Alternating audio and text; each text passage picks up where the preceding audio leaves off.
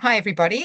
I'm Dr. Kerith Duncanson, a research dietitian and accredited practicing dietitian, and I work with the Centre of Research Excellence in Transforming Gut Health out of the University of Newcastle.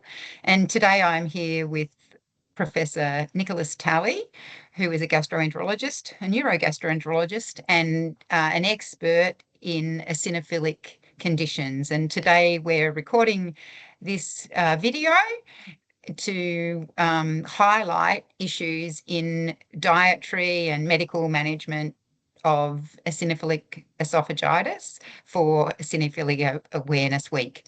So, Nick, first of all, can you just explain to us, what you actually see when you scope somebody who you think might be experiencing eosinophilic esophagitis, and also maybe talk a little bit about the other eosinophilic conditions in various parts of the digestive tract. Well, we certainly see lots of people with this problem. Eosinophilic esophagitis usually presents with a story, a history of either food impaction or trouble swallowing. And the trouble swallowing classically is intermittent. This at least occurs in adults. There may also be heartburn and other symptoms. Children often also have vomiting as their initial presentation. We investigate this by doing what's called an upper endoscopy, looking down into the esophagus to see what's going on. And while we're down there, we take tissue samples to make a firm diagnosis. But in a significant number of cases, we can see abnormalities visually when we're actually looking at the esophagus. One of the classical abnormalities is what's called the feline esophagus. Basically, you see little rings in the esophagus that are very characteristic, and that finding is suggestive of eosinophilic esophagitis. You may see some white specks, which are actually eosinophilic abscesses, collections of eosinophils in the esophagus as well, although that's less common. And sometimes we see narrowing of the esophagus, which is obviously a complication of eosinophilic esophagitis. But the diagnosis rests on getting tissue samples, looking at them under the microscope, and seeing lots of eosinophils in the esophagus. Yeah, thanks. Thanks for that, Nick. And coming back to those indicators, I guess they're all things that people can attribute to something else. They don't realize till later that they've been chopping up their food more, they've been drinking more, they take ages to eat, and these are things that in hindsight can be understandably attributed to this condition if somebody's fearing something getting stuck in their throat. And there's sometimes characteristic foods that might be more likely than others as well. Certainly, if you're having trouble swallowing, you need to see your doctor. That's a significant symptom. And if you're having food impaction or having to cut your food up because you're finding it difficult to get down, go and see your doctor. It's very important to get assessed. And one of the conditions that causes these problems, as you said, this is eosinophilic esophagitis. There are other eosinophilic gut diseases too, but they are much less common. These diseases affect not just the esophagus, but also the stomach, the small intestine, the large intestine, depending on the disease process.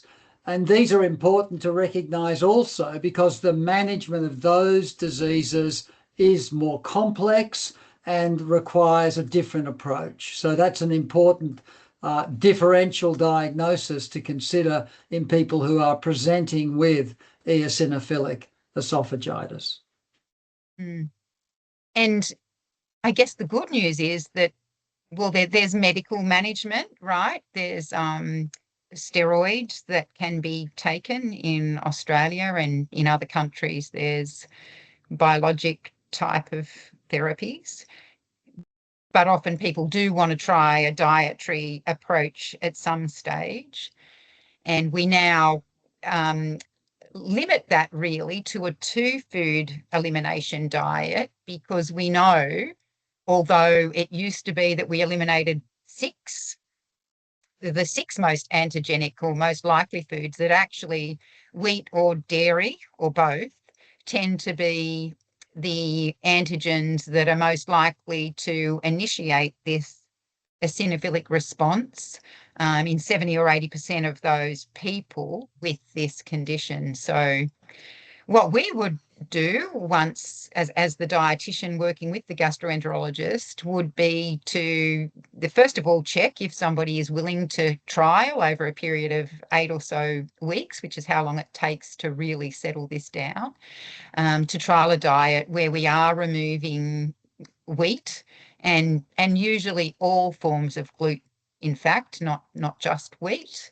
and dairy for the dairy proteins, to see whether those characteristics disappear, which can only really then be retested by rescoping.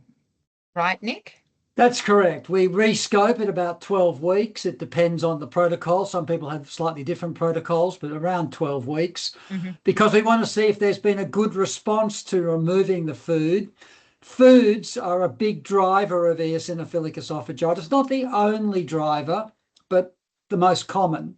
And so removing foods is a very valuable approach, but we do want to make sure it's working, because it's important for the long-term prognosis to know we've had a beneficial result.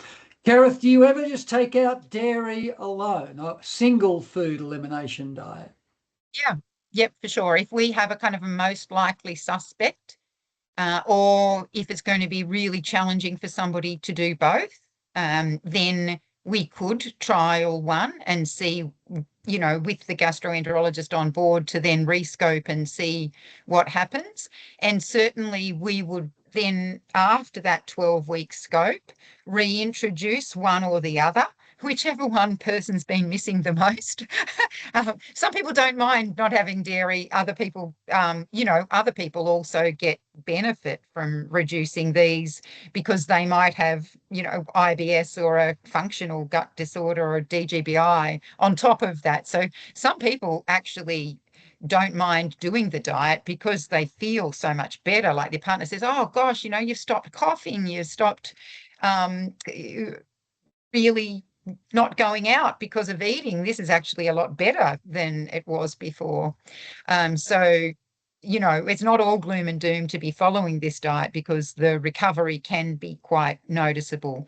And yes, we would like to minimize the restriction to the diet, diversify as much as possible, and whether it has to be, strict lifelong gluten exclusion. For example, if somebody is removing wheat and other gluten-containing foods, it's less of an issue than it might be with, say, celiac disease. There might be a little bit more flexibility there in the longer term if the scopes, see resolution of those symptoms. Are there any other sort of emerging treatments or alternative therapies, Nick, that you're aware of that are kind of interesting in this space? Well, I think the standard of care in terms of medical therapies, I usually start with what's called a proton pump inhibitor, because it's safe and it works in a proportion of patients. This suppresses acid, but the proton pump inhibitors also actually suppress the eosinophils directly. So this is a really useful drug to take, and it's very well tolerated, but it only works in about 40%. So there's a clear issue with this. And if I'm just using a proton pump inhibitor, I'll take a leaf out of the dietitian's playbook and actually ask patients to stop dairy in combination, because that's often a very easy thing for patients to do initially. But I'll usually refer to the dietitian regardless, because it may well need more dietary management than just removing dairy. If that doesn't work, my next step is swallowed steroids. Orodispersible budesonide is available in Australia. It's an excellent drug for eosinophilic esophagitis. And this is a safe drug as well, although there can be side effects. For example, you may get a candida infection in the mouth area and the esophagus from taking it occasionally. There are some other complications that are unusual but can occur. If a patient has severe atopic disease, has other conditions, I may consider a biologic in that situation because they are available in combination. If there's a combination of atopic disease with EoE, then you can use dupilumab, which blocks some interleukins, the interleukin 4 and 13 receptor. And this is again an effective and safe therapy in eosinophilic esophagitis, but it's not currently approved for EoE alone. So that's important to understand. Unfortunately, a number of other drugs have been tested and they haven't looked as promising as one might hope. So I think at this stage, the drugs I've mentioned are the main ones used. And if that doesn't work, which is very unusual, typically we may end up even dilating the esophagus if there's a narrowing, because that can also help control disease. So there are alternatives and there are lots of options for this problem today. Dietary management as well as medical management. Yep. Yeah, well, from a dietary point of view, the other option that is mentioned is more looking at the natural food chemicals. And, you know, some clients who either don't respond to an antigen elimination diet for some reason, and we're not exactly sure why at this stage, but do respond, and usually specifically either salicylates, amines, or glutamates, and not all of them. So that sort of exclusion also means that we can sometimes see improvement, or you see the improvement on the scope and in the eosinophil counts with that type of approach. So I guess the good news for people diagnosed with these conditions are that they are treatable. As you said, if they have asthma or eczema, as well as the eosinophilic esophagitis, then they may be working with an immunologist or their gastroenterologist around biologic type, you know, those therapies. And there is a lot we can do from a dietary point of view, and often people do feel a lot better. And certainly we have more choices now. It's much more accessible to be following those types of diets, and a lot of people in the community are also doing that. Yeah, so thanks, Nick, so much for that chat. We hope that this is really useful to people either with or who have loved ones who have eosinophilic esophagitis, to raise awareness for this really important condition that we are really interested in helping people to manage and understand better through research. Anything else you want to finish up with, Nick?